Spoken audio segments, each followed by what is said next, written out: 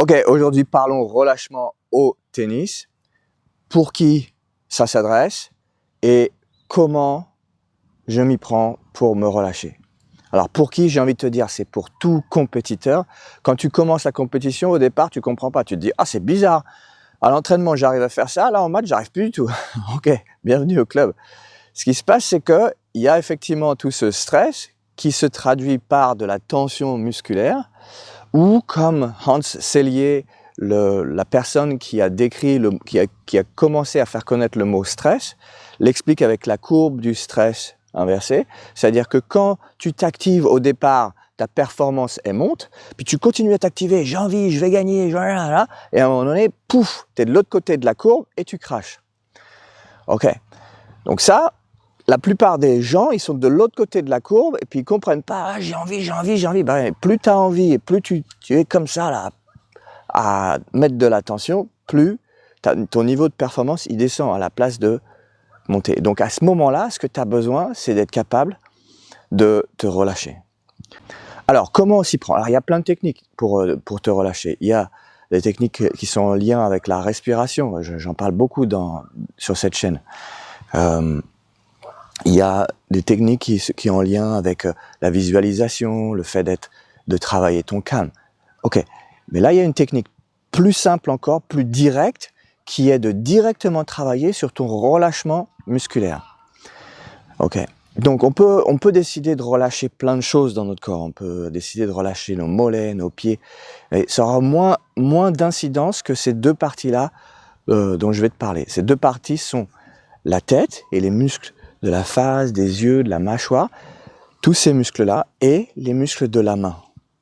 Et il s'avère que quand on a à la fois les muscles du visage et les muscles de la main qui sont relâchés, tu peux faire l'expérience là tout de suite, consciemment sentir, ok, je relâche mes traits, j'arrête d'être concentré, là je relâche tout ça, je relâche aussi ma main là, et peut-être que tu vas sentir que tes épaules se relâchent, peut-être que tu vas sentir que ta respiration se pose, peut-être que tu vas sentir que il y a un relâchement. C'est le but du jeu. Ok, donc maintenant l'idée c'est de pouvoir appliquer ça quand tu joues. Parce que c'est bien d'être relâché comme ça sans rien, et c'est la première étape. La deuxième étape ensuite, ça va être, tu prends ta raquette.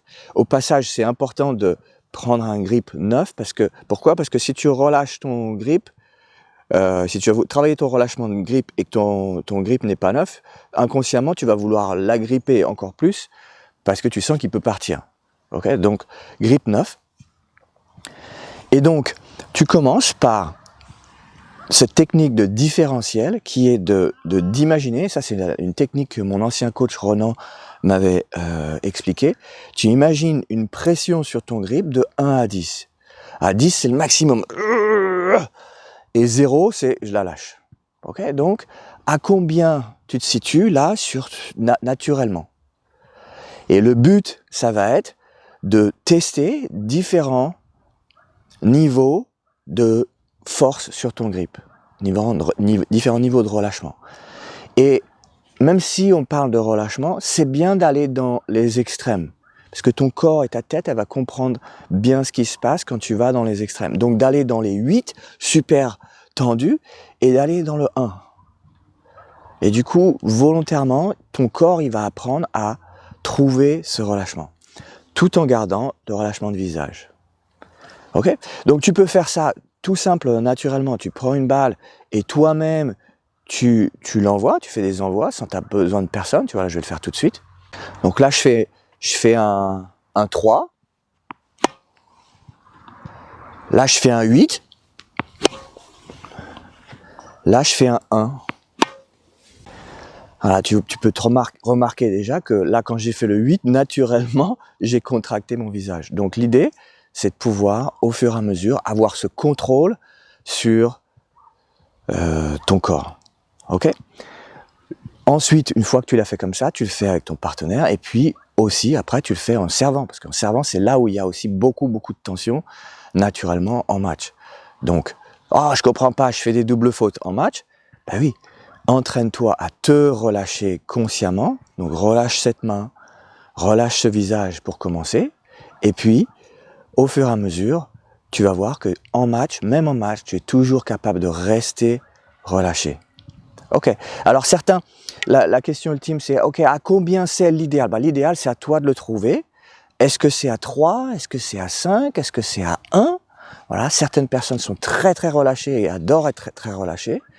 Je pense que j'en fais partie. Puis d'autres personnes aiment bien avoir une certaine activation forte. Peut-être qu'un Rafa Nadal, il a plus d'activation. Il a quand même du relâchement. Et c'est pas le même relâchement que Federer ou Sampras, tu vois. Ok? Donc, pareil, au service, trouve c'est quoi aussi ce relâchement qui te parle, qui fonctionne pour toi. Ok, bon entraînement à toi et bon relâchement, que ce soit à l'entraînement et ultimement en match aussi. Allez.